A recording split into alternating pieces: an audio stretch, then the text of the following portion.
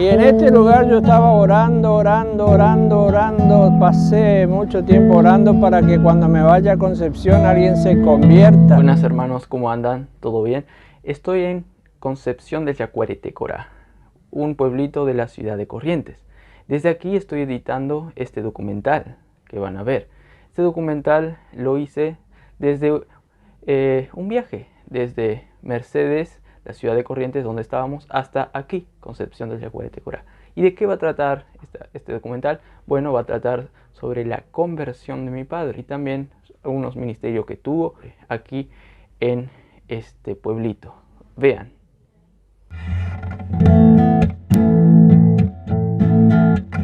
A ver si me dejaban desayunar. No, ni bien, preparamos las cosas, subimos las cosas al auto y fuimos para...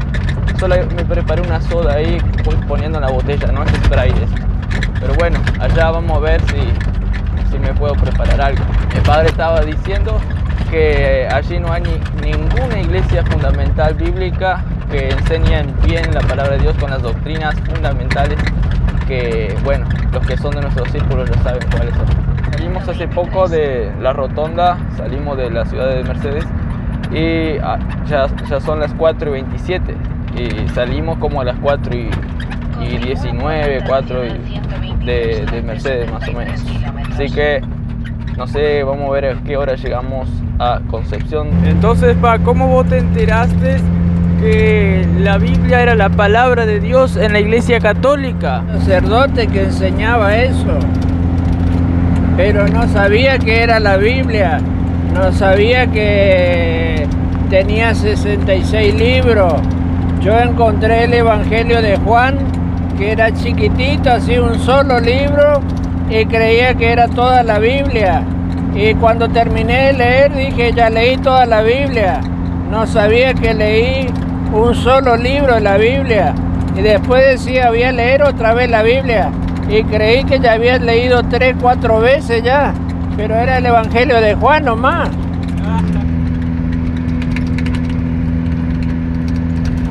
Buenas hermanos, aquí estamos en una estación de servicio. Concepción es famoso por albergar lo que se llama el estado de Liberá, algo turístico donde personas de muchos lugares, hasta de Europa, vienen con todas esas mochilas, hasta geólogos, yo que sé, y otras cosas, y van ahí al lago de Liberá, donde hay cocodrilos, yacaré. Debe ser un lugar bueno, claro. Mi padre se está yendo de vuelta. Aquí estamos de vuelta y me corrigieron, se llama los esteros de Liberá. Es como una área así dentro de la provincia de Corrientes donde hay muchos lagos grandes, anchos y bueno, por ahí suele haber yacaré y eso, y antes había muchos tigres. Yacuaretecorá significa tigre, pues antes había muchos tigres. Hermanos, este pueblo donde están viendo aquí en el entorno era el pueblo donde papá bailaba. Acá él se dio cuenta de que ya no era más hijos de las tinieblas, estaba en el baile y ahí dijo, no, acá ya no puedo más. ¿Y sabe qué? Salió de ahí. Se fue a Concepción, allá, al Tacuaral, que ahora no sé si hay más, y ahí oró. Ya llegamos al pueblo de Concepción del Yacuaretecorá. Papá decía que corría a caballo, carrera a caballo. Claro, capaz que él se iba más a los suburbios ahí, y ahí corría a caballo. El caballo que él tenía se llamaba Flecha, porque era rápido, iba como una flecha.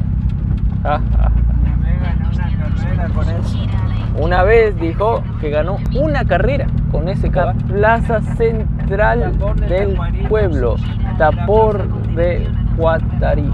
Como ven, hay nombres en guaraní. Aquí hablan guaraní, papá aprendió a hablar guaraní acá.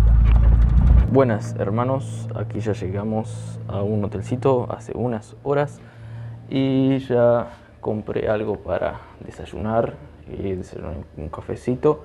Una cosa que me sorprendió de este hotel familiar es que tiene cosas personales encima de esa galletita también tenía, bueno, en la heladera había comida también. Bueno, y otra cosa que la verdad no es de sorprenderse en esta zona, es que hay muchos dioses. Este Gauchito Gil es característico de esta zona. Él era uno que hizo algo heroico y murió haciendo eso heroico, se volvió mártir y bueno, por eso le adoran. Y también acá hay uno que se volvió heroico por repartir regalos y que es Papá Noel.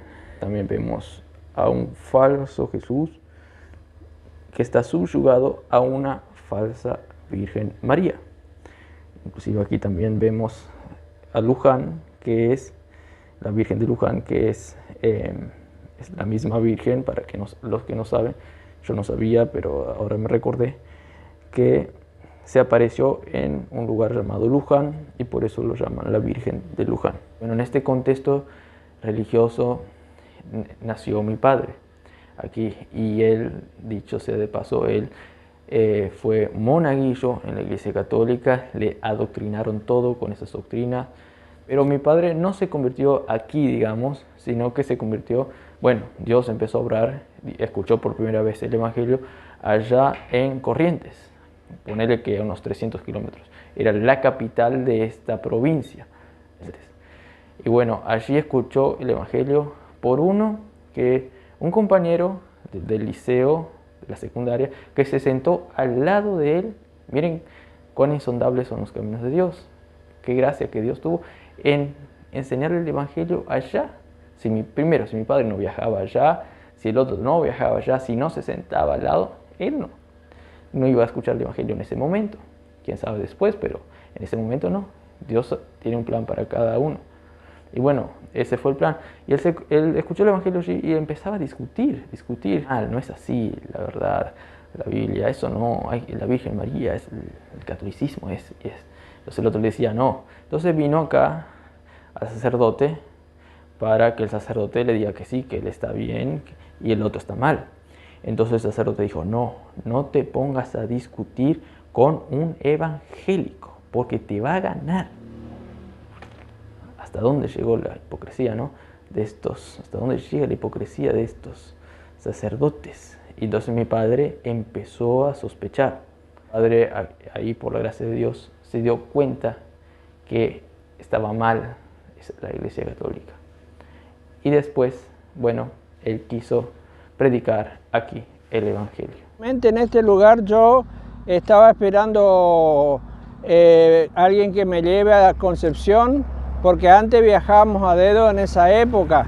Y en este lugar yo estaba orando, pasé mucho tiempo orando para que cuando me vaya a Concepción alguien se convierta y acepte a Cristo. Estoy para hacer una entrevista, más entrevista que él nos cuente un poco de cómo vino y acá después de convertirse y tipo hizo un avivamiento aquí en Concepción con algunas personas y como que reavivó un poco acá la sequía espiritual que hizo la Iglesia Católica, ¿no? Nada. Y que no había ninguna iglesia, ¿no? Sí, bueno, yo nací en este pueblo, es el fin del mundo, en el medio de la provincia de Corrientes y una sola ruta por la cual entrar y salir. No tiene ninguna otra ruta por la cual seguir de largo. Hay la misma entrada es la misma salida. Bueno, estamos en el fin del mundo, ¿no? Un pueblito totalmente en el centro y muy pobre, bueno, en el sentido había gente rica porque tienen muchos campos, muchas estancias, todo, pero gente muy campesina y muy pobre también. Yo me convertí ya más o menos en 1981, sí, a los 17 años de edad, y enseguida quise venir a predicar a mi pueblo, porque yo estaba en la capital, quise venir a predicar en mi pueblo. Para eso ya le había predicado a mi hermana y le había predicado a mi hermano. Mi hermana especialmente se afirmó muy bien en la fe y vino conmigo una vez y era amiga de la catequista del pueblo acá y hacíamos evangelismo ahí en la casa de la catequista, que hoy es convertida también, se llama Betina, se convirtió. Y bueno, entonces nos invitaron, íbamos a hacer una reunión de jóvenes, me acuerdo, en la casa de Betina. Ella todavía era incrédula en ese momento, íbamos a hacer una reunión de jóvenes ahí, porque le interesaban mucho. Para nosotros esto era como un mundial. Veo que el mundial de fútbol, lo que no sé si son acá latinoamericanos, son fanáticos. Nosotros estábamos fanáticos con el Evangelio.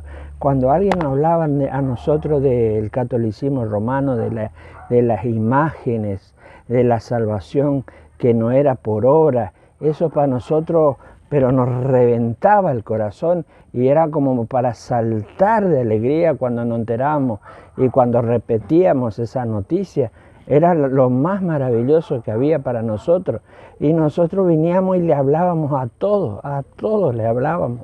Y me acuerdo, se armó una revolución en el pueblo, y tal es así que el sacerdote nos hizo, nos hizo como una jugada, que la reunión no se iba a hacer en la casa de Betina, la reunión de jóvenes que se iba a hacer, no se hizo en la casa de Betina, se hizo en el salón parroquial de la iglesia, donde iba a participar el sacerdote y toda la comunidad, así por así decirlo, representativa del pueblo, gente que estaba vinculada muy fuertemente con la iglesia.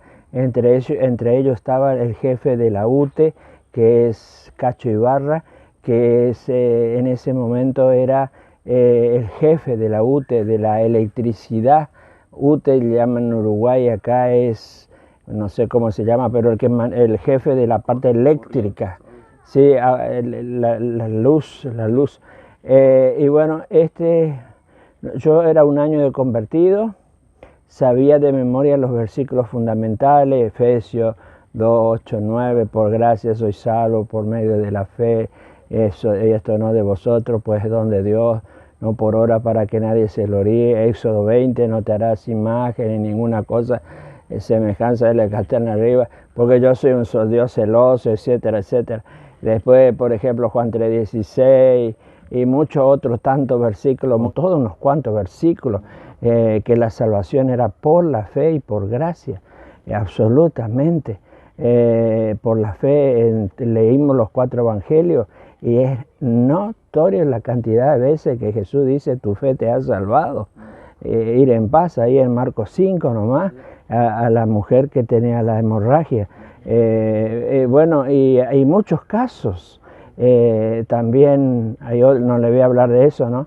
Entonces en esa reunión eran una cantidad de gente que estaba en el salón del pueblo, y había una señora que nos ponía muy nerviosos, quería ponernos muy nerviosos. ¿Qué cosa es la que nos estás contando? Que de nuevo que hay que aceptar a Cristo, siempre le aceptamos a Cristo. Señora, lea Éxodo 20, no te harás imagen a cosa arriba, ni te inclinarás a ella, ni la adorarás. ¿Hay diferencia o no hay diferencia? Yo le dije así. Entonces se quedó muda. Al rato, cuando unas cuantas veces le hicimos callar a esa señora que nos ponía nerviosa, Cacho Ibarra, que es el de la electricidad, se enojó y dijo, cállense todos y dejen de hablar ahí a Aníbal, o sea yo, a Aníbal y a Cheli, que es mi hermana, que están diciendo cosas lindas, cosas hermosas están diciendo, porque nosotros le estábamos diciendo que la salvación es gratuita, que nadie puede pagar su salvación, nadie puede no pecar, nadie puede pensar no pecar que no ser pecador. ¿Y cómo vas a pagar tu pecado? Entonces le estaba mostrando a ellos que si te vas por ese camino es imposible, porque cuántos pecados cometimos en nuestra vida, y Dios pide que cuando vayamos al cielo seamos limpios, justificados. Por eso murió Cristo. Cristo murió justamente porque sabe que existe el infierno, y Cristo también murió justamente porque sabe que la salvación es solamente por Él. Si no, en Getsemaní el Padre le hubiese dicho, cuando Cristo le dijo, si es posible pasa de mí esta copa, no quiero beberla, todos los latigazos que Él recibió y todo el desangramiento, todo lo que es la crucifixión, los gritos de cuadra y cuadra.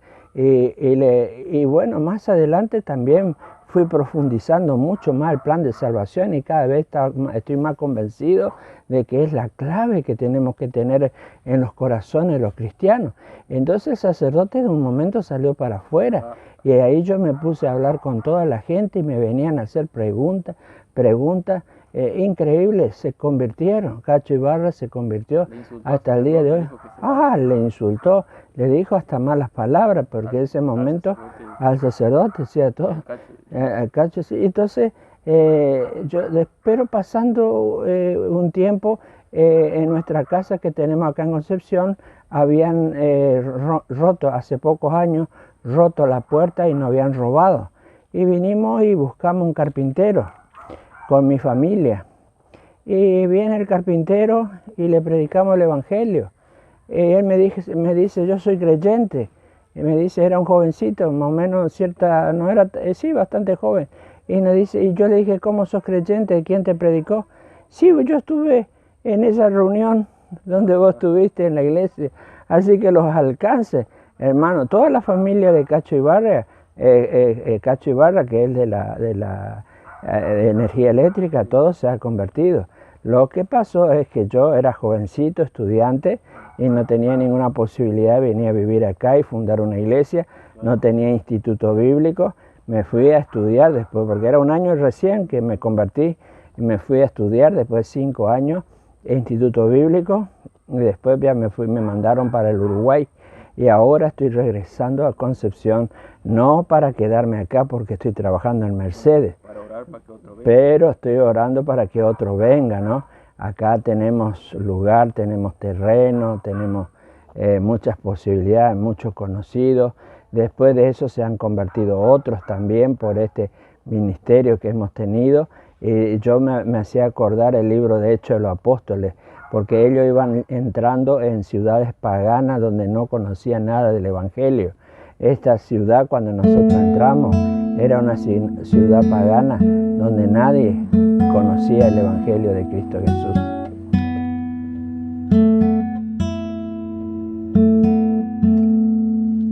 Ahora hay un desafío que quiero dar al mundo cristiano. Este pueblo está en el centro de la provincia de Corrientes, se llama Concepción del Yaguareté Corá. Puede poner en internet, puede poner en buscador, ¿no? Concepción, Corrientes, Yaguareté Corá. Yaguareté significa tigre, había mucho tigre en aquella época. Y bueno, el desafío es que todavía no hay ninguna iglesia que predique el Evangelio correctamente.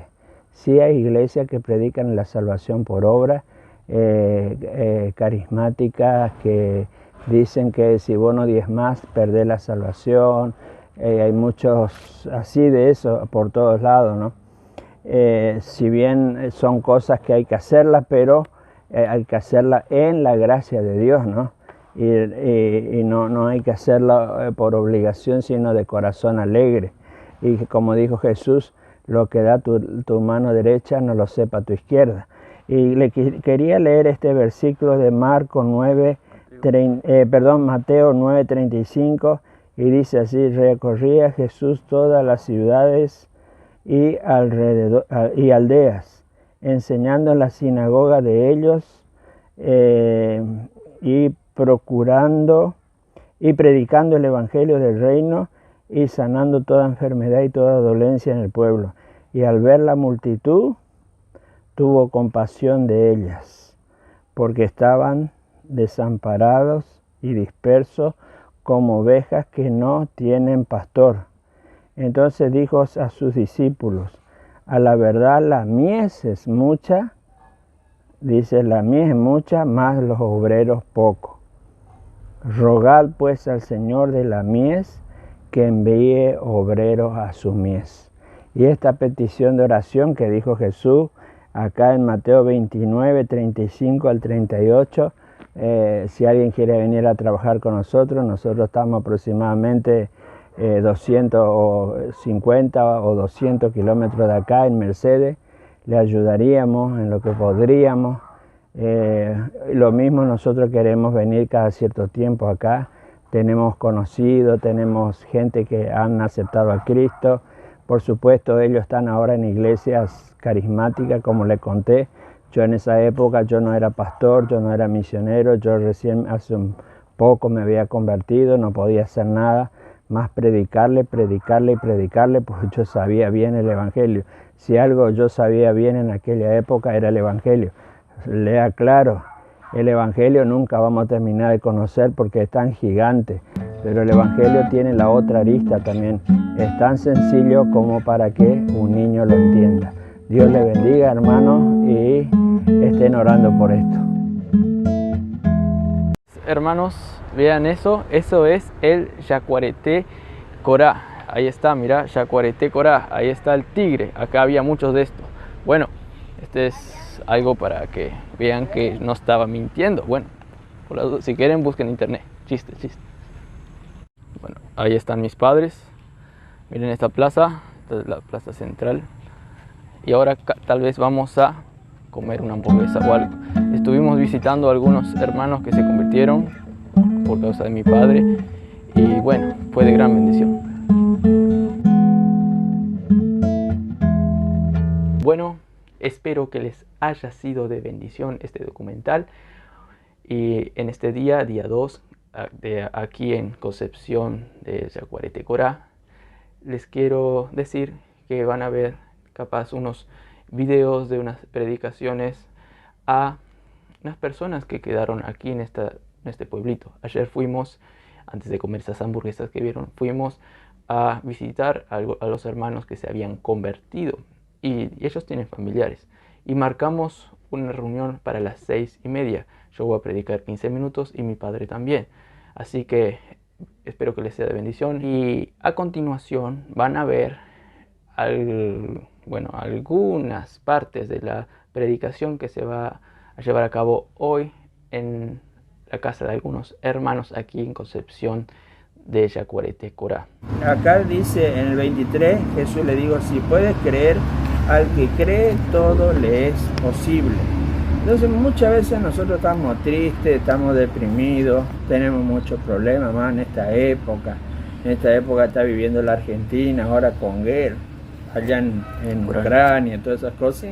Sí. Nos da un bajón a todos nos da un bajón y dice hasta dónde estamos yendo. Pero a nosotros nos está esperando una gloria, que ya en cualquier momento vamos a estar con el Padre, el Hijo, el Espíritu Santo, vamos a estar con Él. Y tenemos que animarnos, tenemos que creer, tenemos que confiar. Acá hay muchísima promesa en la Biblia, que si tenemos fe es nuestra esa promesa. Sí. Ahí en Juan 14 Jesús dijo, todo lo que pidiereis al Padre en mi nombre yo le daré. Y también en Mateo 7:7 dice, pedid y se os dará, buscad y hallaréis, llamad y se os abrirá. Todo es promesa. La Biblia es un libro de amor de Dios hacia nosotros, hacia el creyente. Sí. Y esto es lo poderoso que este pasaje enseña, que es todo de gracia. Por ejemplo, para algunos es muy difícil ser victorioso en cualquier área. Por ejemplo, algunos es muy difícil dejar de fumar. Para algunos es muy difícil dejar de pegarle a su esposa o otras cosas. Muy difícil. Y se deprimen y hasta algunos se van de la iglesia, vuelven a la iglesia. Pero eso está mal. Eso está mal. ¿Por qué está mal? Porque no entienden cómo se vive la vida cristiana. Se vive dependiendo en lo que Cristo hizo. Viste que Pablo acá dice, este poder es el mismo que operó en Cristo, resucitándole de los muertos y sentándole a su diestra en los lugares celestiales. Y ese poder es el que a nosotros también nos hace vencer y ir arriba y estar siempre venciendo y no estar sujeto, como dije, al diablo, al pecado. No, el pecado ya no nos domina más.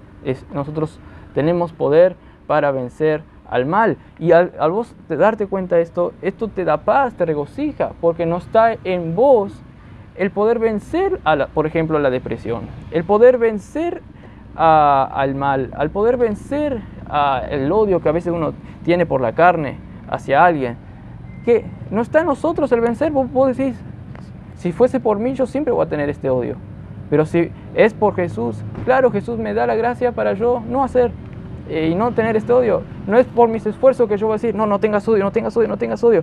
No, es de gracia. Vos aceptás, como cuando fuiste salvo, vos aceptás que Dios te da la victoria. Entonces vos te quedás contento y decís, yo creo, Señor, yo creo, tú me das la victoria. Y así es, eso es vivir de acuerdo al Evangelio, vivir de acuerdo a lo que Dios dice ya que sos, que ya estás sentado, ya estás resucitado ya con Él, ya estás en una nueva vida, ya estás sentado en los lugares celestiales con Jesús. Y esto es creer y seguir creyendo en el Evangelio. El mismo Evangelio que te salvó es el mismo Evangelio que te hace seguir respirando hoy en día. Por ejemplo, dice Romanos 5:10, dice que si nosotros, siendo enemigos, siendo impíos, estando aún débiles, nosotros fuimos reconciliados con Dios por la muerte de su Hijo, mucho más ahora estando reconciliados, seremos salvos por su vida, porque Él ahora vive en nuestros corazones, porque Él vive, ahora yo sigo viviendo. Y es todo por su poder que ahora nosotros vivimos. Y las religiones de hoy en día te quieren sacar al Evangelio de tu vida. ¿Qué quieren hacer las religiones? Ellos primero que nada quieren lucrar si son unas religiones malas. Ellos quieren enfatizar tus méritos. Eso es lo que el diablo les balbucea para que enseñen a los feligreses, para que enseñen a las personas, para que les desvíen y para que vayan al infierno. Pero lo que el Evangelio dice, lo que el apóstol Pablo dice aquí, es una cosa muy distante a ese entendimiento religioso que muchas iglesias tienen, como la Iglesia Católica, en la cual mi papá antes estaba ahí subyugados por esas doctrinas. Pero el entendimiento que da el Evangelio es eficaz y es de gracia para que nosotros vivamos la vida cristiana en una forma poderosa. Y eso es lo que dice este pasaje.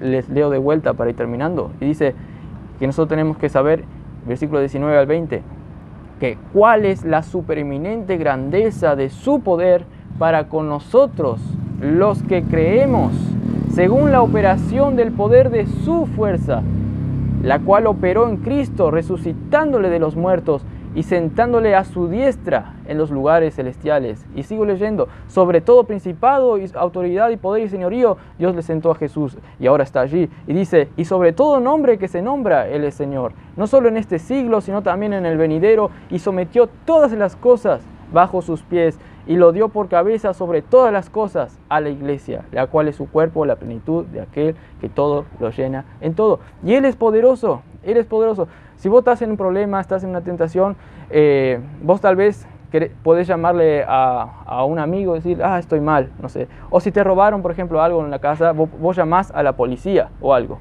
Pero mira, si Dios te dice, yo soy el jefe de todo, yo soy más que un policía, yo soy más el mejor consejero, mejor que un amigo. Y yo soy el más poderoso, que tengo potestad sobre todas las cosas. Y yo te digo que vos tenés el poder mío, estás bajo mi amparo. Claro que uno se va a quedar contento, claro que sí. Y eso es el Evangelio, eso es lo que este pasaje nos quiere enseñar. Ese es un tipo especial de lo que es un cristiano, ¿no? Un cristiano tiene que permanecer siempre es que permanece, sino que no disfruta. Una vez que te convertís, nunca más te separás de Jesucristo, o Él nunca más te va a abandonar una vez que te convertís, que creíste que su sangre te limpia de todo pecado.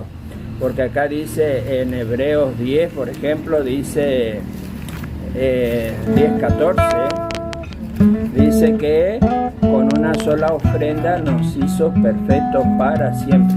Esta no es mi Biblia, pero lo mismo me voy a acostumbrar.